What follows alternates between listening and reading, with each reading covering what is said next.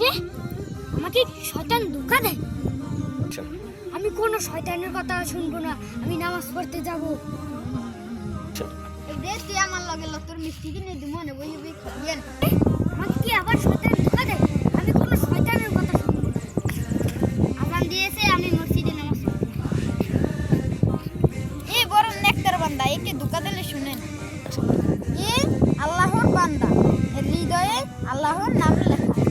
আমি শয়তান হয়েও তাকে ধোঁকা দিতে পারলাম না।